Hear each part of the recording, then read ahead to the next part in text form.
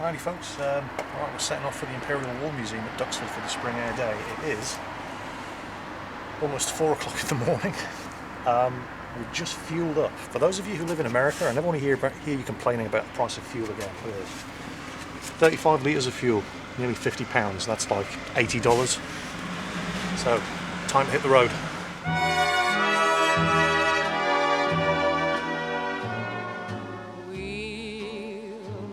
Again, don't know where, don't know when, but I know. Check it out, YouTube, the sun's come up.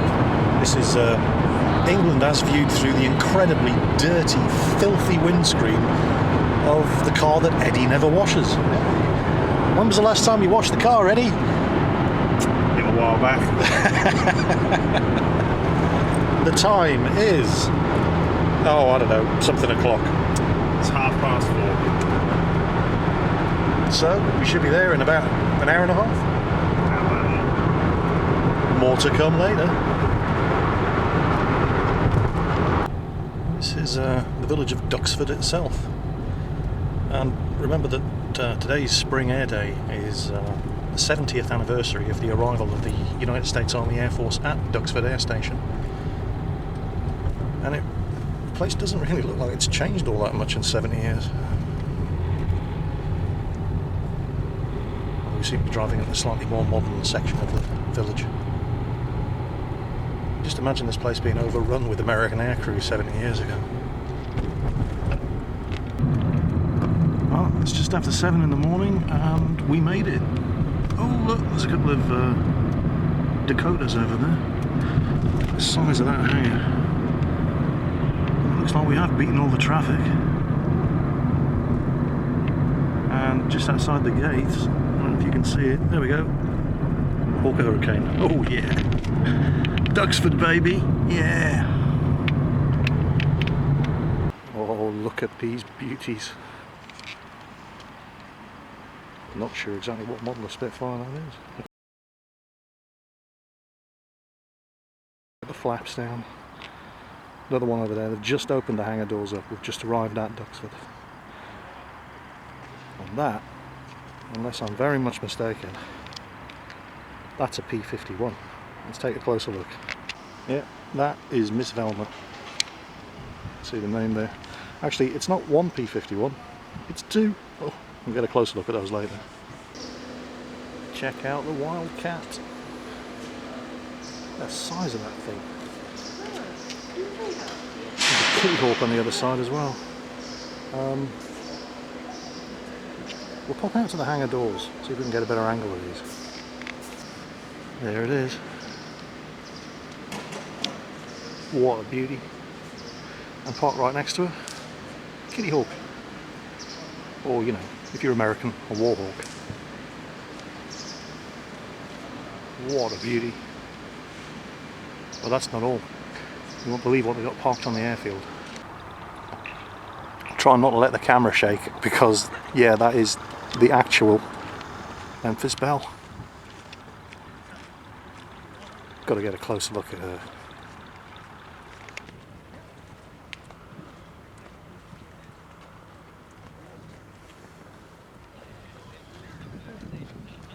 Right, there she is. Obviously there's the chin turret, it's a B-17G.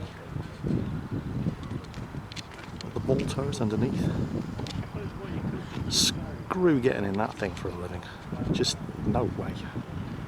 Obviously up there is where the bomb aimer sits.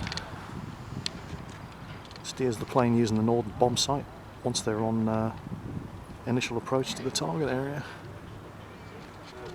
What a beauty. What an absolute superstar of an aircraft. I can't believe it's here. But that's not all. A pair of DC-3 transport aircraft. We saw DC-3 now. Actually, I suppose the T-47s, if we're going to give them the correct name. Aircraft used to drop paratroopers into Normandy on D-Day. Anybody watching Band of Brothers will recognise them from the first couple of episodes. These things are just, you'll find these things everywhere around the world. Flying from bush airstrips in Africa, a lot of them are still in service today. A couple of surprises here actually. They don't have all the aircraft out on the taxiway yet. Some of them are still being pulled out in the tractors, but there's a couple of Mark 1 Spitfires. There's one. There's another one. But what's that off behind them? Is that an F-86 Sabre by any chance? Yeah. Oh yeah, I'm going to have fun here. Right, well, we're inside the airspace section of the Duxford Museum, and that is a two-seat trainer Eurofighter Typhoon. Behind it, took me a while to realise what that was. That's actually most of a Shackleton bomber. And poked away right there at the back. We'll have to get a better angle of that for you in a minute. That's one of the first V bombers. That's a Handley Page Victor nuclear bomber. Let's get a better shot of that from the other side of the hall. There it is, Victor bomber. The immediate predecessor to the Avro Vulcan V bomber. These three aircraft here, they're all underweight in conservation. There's the Shackleton. So the Victor, the Shackleton, and the Eurofighter. Wait, you can have a look at. Actually, if I move over here, you can see why the Shackleton needs some conservation. You can't actually see it from here. Sorry. Half of the wing of that Shackleton is actually missing. Check out the twin-bladed props. Guns in the nose. All good stuff. And this is actually the main part of the airspace display. There are some real beauties in here.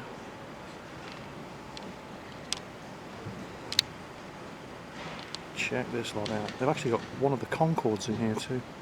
You can walk around inside the Concorde apparently, but it's only open at 10 AM. So let's take a closer look at some of the individual display aircraft. Oh, this is just awesome. Look at these beauties. And just look at this lot. Check out the Lewis gun in the back of that one. They've got a Vulcan. And that's not all. That, boys and girls, is a Lank. Oh yeah, we're gonna have fun here. And they've got a Mosquito. It's the reconnaissance version. See the blister in the nose? That's where they took out the machine guns and put in the photo recon equipment. What a beauty. You get a real sense of scale of how big this aircraft hall is. I mean, that's a goddamn Concorde. It's massive. We'll try and get on board that later and have a look around, but it's only open to the public from 10 o'clock on, and it may not be open today due to Air Day being on, but we'll come back and have a go. Okay, we're here underneath Concorde. Concorde was powered by 4 Rolls-Royce Olympus turbojets. Massive engines. Interesting little tidbit of information here for you. Every warship I've ever served on was also powered by 2 of these engines. So there's that. Right then, Avro Lancaster, 430 caliber tail turret. You get a sense of the scale of how small and cramped this actually was. Everybody thinks these things were huge aircraft. They were actually really cramped inside. Okay, what we've got here is the one of the typical bomb loads for the Lancaster. See at the front there, you've got the 2,000 pound bombs and the 1,000 pound bombs. And these things in the crates here, these are incendiaries. So this would typically be used for city bombing. The Air Force had a different code name for every different bomb load carried by the Lancaster, and I think the code word for this one was, disturbingly enough, arson. Let's take a close look at the aircraft. Okay, well, there's the bomb bay of the Lancaster open, as you can see, and ready for this? 4,000 pound cookie cutter bomb. Oh yeah. And there's the Avro Lancaster's engines. 4 of those beauties, Supermarine Merlin engines. Westland Lysander Most of you probably never heard of this aircraft. It was actually used extensively by the Special Operations Executive, sort of the predecessor of MI6 or the CIA, if you like, in America, for dropping agents into France. These things would just land in French fields, drop off agents to meet the French resistance, and then away they would go again. Yeah, good stuff. I'm really excited about this because I didn't know they had one of these here. This is the TSR-2, a strike and reconnaissance aircraft. It was designed for a British tactical bomber that could fly at Mach 2 at low altitude. Look at the size of it. The project was cancelled in 1965, basically for political reasons. But I was really delighted to see this here. I had no idea they had one. Let's have a closer look. There it is. This thing was designed to fly at twice the speed of sound, deep into Soviet airspace at low altitude, and drop those on targets. So, hopefully that's not a real nuclear bomb. But yeah, this thing is absolutely massive. I had no idea it was this big. It's a beauty of an aircraft. Let's try and get a longer range shot of it for you so you can see the whole thing. Yeah, there it is. TSR-2. Aircraft that never was. Real shame. Speaking of nuclear bombers, that's the bomb bay of an Avro Vulcan. There it is, the Vulcan, the V-bomber. I actually saw one of these things flying at the Yeovilton, Royal Naval Air Station Yeovilton Air Show in the early 90s. I forget exactly when. I was working gate security at the time. That thing is loud. But you have no idea. Anybody who's ever heard of B-52 taking off knows what I'm talking about. These things make noise. I've got a little air-to-air weapon display down here. All sorts of sleek grey missionaries of death. Speaking of which, it's a BAC Lightning. This thing was a real beauty of a fighter aircraft. Over and under engines, twin engined, just, oh. This thing was fast. Unfortunately that speed came at the price of endurance.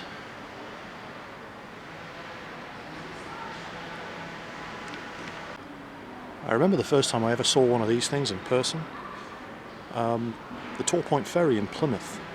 For some bizarre reason, they had a Lightning just rusting outside the Torpedo Ferry. Just sitting there in the open, rusting away in the weather. I never understood why. Getting slightly more modern now. Panavia Tornado GR1B.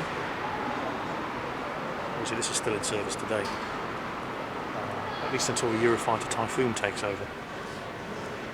There are 4 of these stationed down the Falkland Islands at all times. Well, technically the Tornado ADV, the air defence variant. This is about as close as I've ever gotten to one. Hanging from the ceiling, and I almost missed it, is a GR1 Jaguar. It was a Royal Air Force, well, it was designed by the French. Used by the Royal Air Force as a strike aircraft in the 1970s. I always thought this was one of the sexiest aircraft I had ever seen. And it was very, very, very good at what it did. And check out the de Havilland DH9. First World War twin-seat fighter. With, unless I'm very much mistaken, a Lewis gun. And that, boys and girls, is the Mark III Fairey Swordfish torpedo bomber. That's the aircraft that dropped the torpedoes that jammed the rudder of the Bismarck. What a beauty.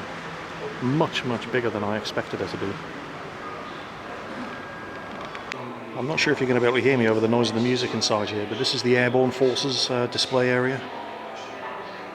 And, oh, this place was a treasure trove. When I came inside, I did not expect to see this. Get a load of that. Look at this lot. Check out the silenced pistol. Wedleys.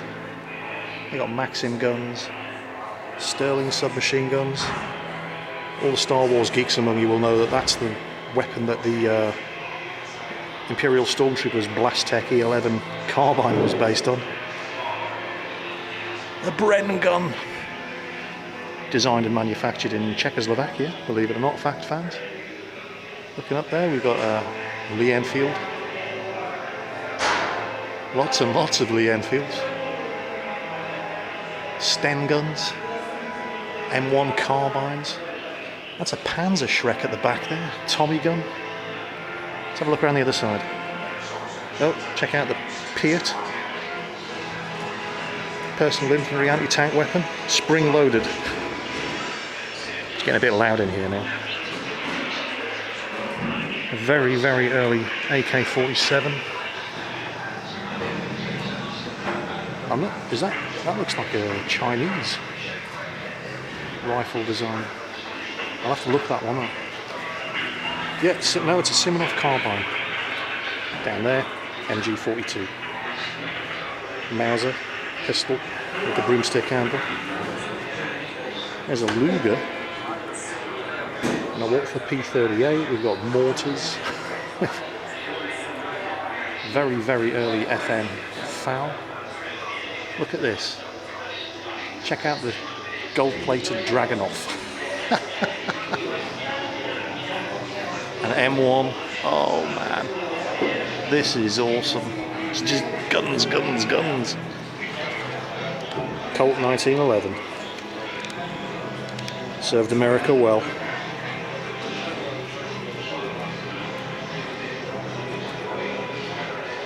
Zastava pistol, little Russian pistol going on there.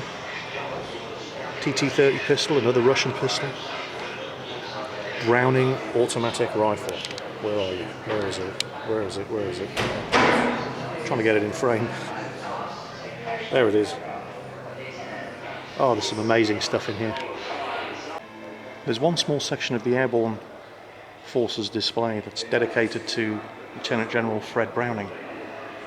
He was the commander of the British Airborne Division that took part in Operation Market Garden and considered to be the father of the Airborne Forces. And these are some of his dress uniforms.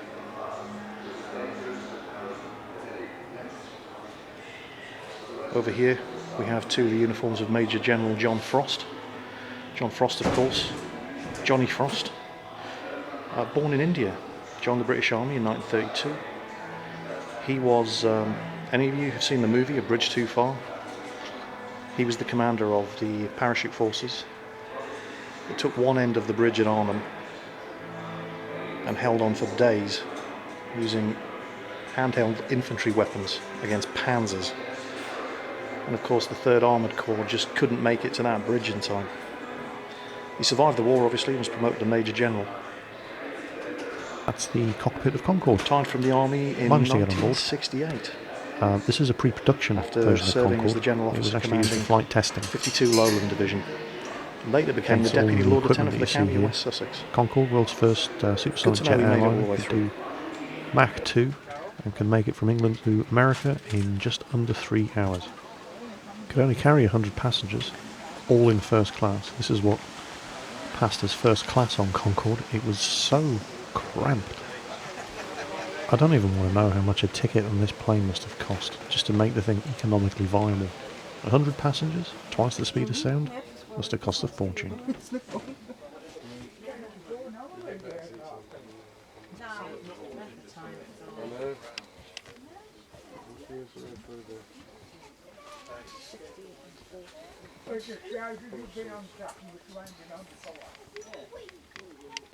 There you go, much better shot of the Typhoon.